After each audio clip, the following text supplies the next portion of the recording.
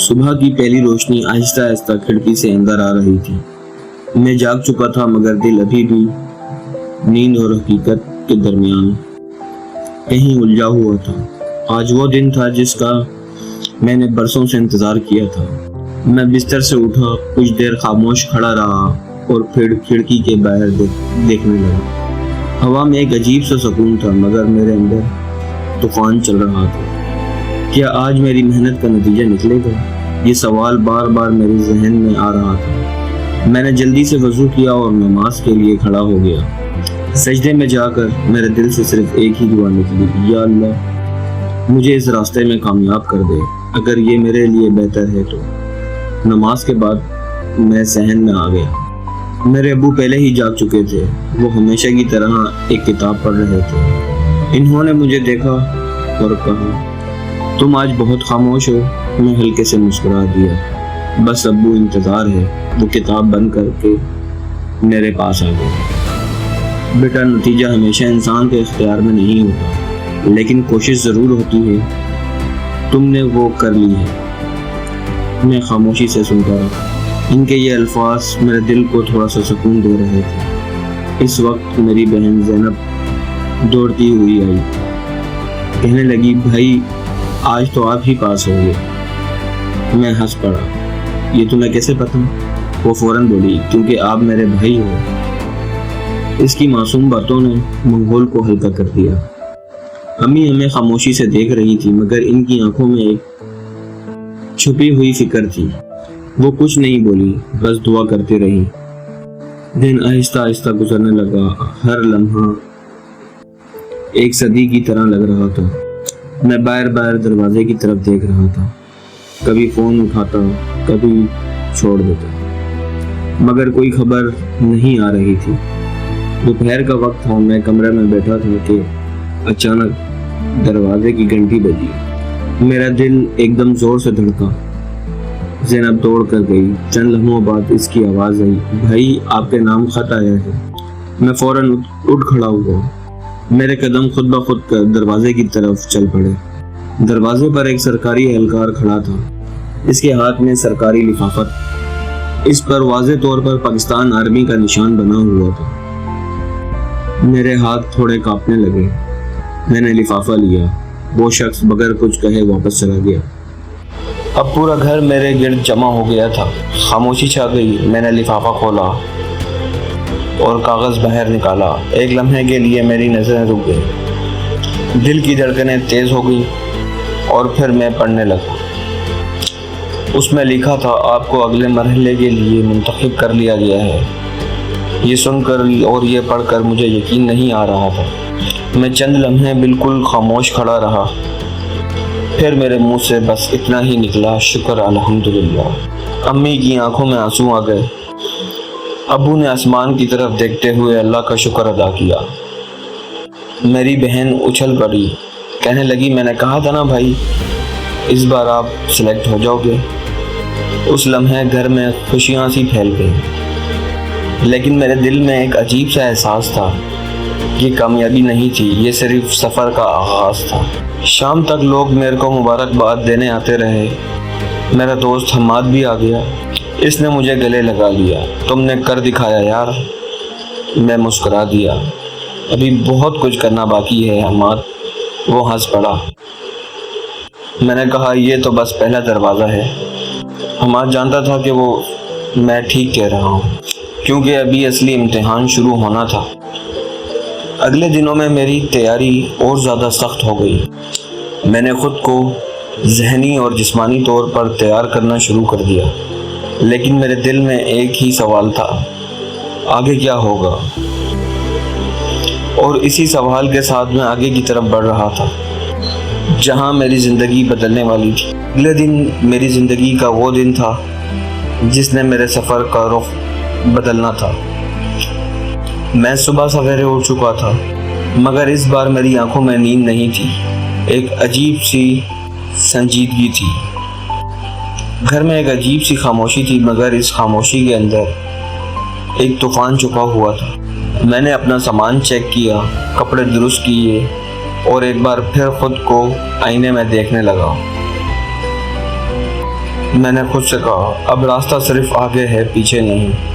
میرے دل نے مجھے یہی جواب دیا، ہاں اب ہم آگے ہی بڑھیں گے۔ ہم ISSB سینٹر کے لیے روانہ ہو گئے۔ امی بار بار سامان دیکھ رہی تھیں جیسے کوئی چیز رہ نہ جائے۔ ابو خاموش تھے مگر ان کی آنکھوں میں فخر بھی تھا اور فکر بھی۔ میری بہن زینب مسلسل بول رہی تھی، بھائی آپ ضرور پاس ہوگے۔ میں اس کی باتوں پہ مسکرا رہا تھا مگر اندر سے جذبات ابھر رہے تھے۔ جب میں دروازے سے باہر نکلنے لگا تو امی نے مجھے گلے لگا لیا۔ ان کی آواز کانپ رہی تھی، اللہ تمہیں ہر امتحان میں کامیاب کرے۔ میں نے ان کے ہاتھ چومے۔ ابو نے میرے کندھے پر ہاتھ رکھا، کہنے لگے ہمیشہ سچ کے ساتھ کھڑے رہنا۔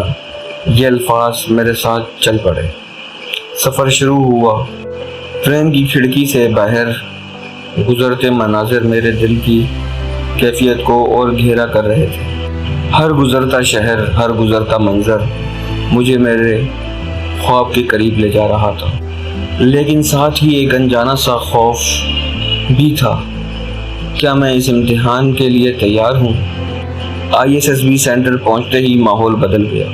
ہر طرف نوجوان تھے، سب کے چہروں پر ایک جیسی ہی جذبات تھے۔ خواب تھے سب کے آرمی کے اندر بھرتی ہونے کے۔ میں نے گہری سانس لی اور اندر داخل ہو گیا۔ وہاں ایک آواز آئی، فہد ملک۔ میں نے مڑ کر دیکھا، ایک پر اعتماد لڑکا کھڑا تھا۔ اس نے ہاتھ بڑھایا، کہنے لگا ہم ایک ہی منزل کے مسافر ہیں۔ میں نے ہاتھ ملا لیا اور میں نے کہا میرا نام علی عمر ہے۔ اور یوں ایک نئی دوستی کی شروعات ہوئی۔ پہلے دن نفسیاتی ٹیسٹ کا تھا۔ ہم ایک بڑے ہال میں بیٹھے تھے، سامنے اسکرین روشن ہوئی، تصویریں آنا شروع ہو گئی۔ مجھے ہر تصویر کے ساتھ اپنی سوچ لکھنی تھی۔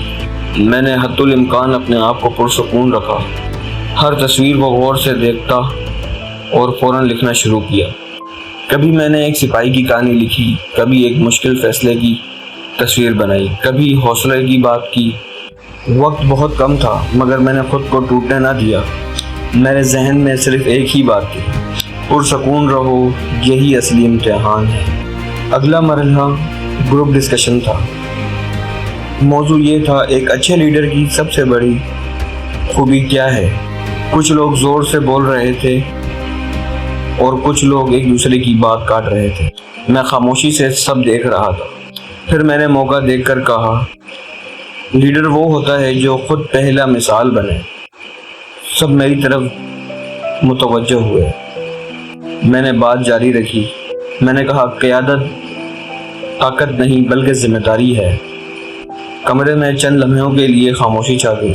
گروپ ٹاسک میں ہمیں ایک مشکل رکاوٹ دی گئی۔ سب الجھ رہے تھے، سب اپنی بات پر اڑے ہوئے تھے۔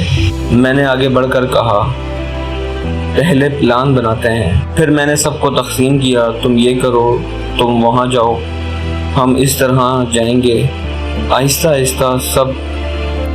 آہستہ منظم ہونے لگے۔ ایک لڑکا پھسل گیا، میں فوراً اس کے پاس گیا۔ میں نے کہا، کوئی بات نہیں، دوبارہ کوشش کرو۔ ہم نے مل کر رکاوٹ عبور کر لی۔ جسمانی ٹیسٹ میں میرا جسم تھک رہا تھا، سانسیں تیزی سے چل رہی تھی، پاؤں درد کر رہے تھے، لیکن میں رکا نہیں۔ میں نے خود سے کہا، یہی وقت ہے، ابھی نہیں کرنا تو پھر کبھی نہیں کر سکوں گا۔ فہد میرے ساتھ تھا، وہ چیخ کر بولا، ہمت مت ہارنا۔ میں نے جواب دیا، تم بھی نہیں میرے بھائی۔ ہم دونوں آخر تک پہنچ گئے۔ انٹرویو کا وقت آیا، میں کمرے میں داخل ہوا۔ افسر نے مجھے دیکھا، بیٹھ جاؤ، پہلا سوال کیا اس نے پوچھا، فوج کیوں جوائن کرنا چاہتے ہو؟ میں نے فوراً جواب دیا، میں اپنے ملک کی خدمت کرنا چاہتا ہوں۔ اس نے فوراً دوسرا سوال کیا، یہ تو سب کہتے ہیں، تم مختلف کیسے ہو؟ میں نے چند لمحے سوچا، پھر بولا، میں مختلف ہونے کا دعویٰ نہیں کرتا، لیکن میں کوشش کبھی بھی نہیں چھوڑتا۔ افسر نے مجھے غور سے دیکھا اور میرا انٹرویو ختم ہوا۔ آخرکار وہ لمحہ آیا۔ کانفرنس روم میں خاموش بیٹھا تھا، نام پکارے جا رہے تھے، پہلا نام فہد ملک، وہ کھڑا ہوا، اس نے میری طرف مسکرا کر دیکھا۔ پھر دوسرا نام آیا، علی عمر۔ ایک لمحے کے لیے مجھے یقین نہیں آیا، پھر حقیقت سمجھ آئی کہ میں منتخب ہو چکا تھا۔ فہد میرے پاس آیا اور کہنے لگا، ہم نے کر دکھایا۔ میں نے آسمان کی طرف دیکھا اور اللہ کا شکر ادا کیا، لیکن میرے دل میں ایک بات تھی، یہ اختتام تو نہیں، آغاز سے ہے۔ اور کہیں دور مجھے ایسا لگ رہا تھا ہمیں کوئی دیکھ رہا ہے۔